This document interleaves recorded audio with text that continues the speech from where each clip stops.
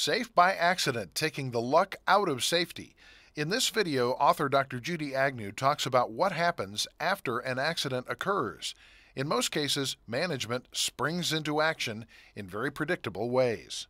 What happens is everybody has a knee-jerk reaction. So when there's an incident, when there's an accident, everybody jumps to attention and says, what do we need to do?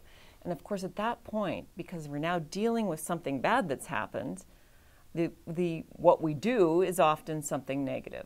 We discipline the workers that were involved. We create rules that everybody has to follow that nobody likes.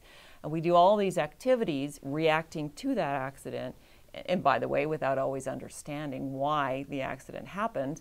And so it leads us into negative consequences again, which creates a negative culture around safety and prevents people from participating as fully as they would otherwise.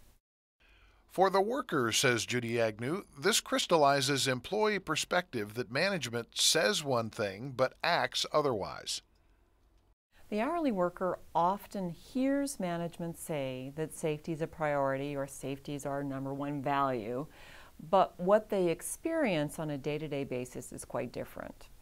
We know that organizations have good measures of productivity, often very good measures of quality, and sometimes customer service and some of those other critical points.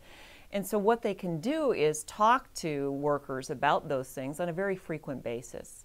So they'll talk to hourly workers about their production for the day, their quality for the day.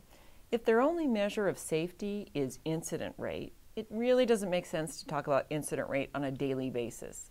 Oh, guess what, guys? We went another day without an accident. That really doesn't have a whole lot of meaning. And so what ends up happening is they stop talking about it. They talk about safety only when something happens, but they talk about productivity and quality every day, sometimes all day. So the message that the hourly worker gets is productivity and quality are more important than safety. That's all about the measure. If we had more sensitive measures of safety, if we have more proactive measures of safety, then we've got something to talk about on a day-to-day basis. We can share with people how they're doing around safety, what they can do differently today and tomorrow, instead of just talking about whether we had an accident or not. Safe by Accident, Taking the Luck Out of Safety. For more from Dr. Judy Agnew and Aubrey Daniels, and to purchase the book, Safe by Accident, visit the website safebyaccident.com.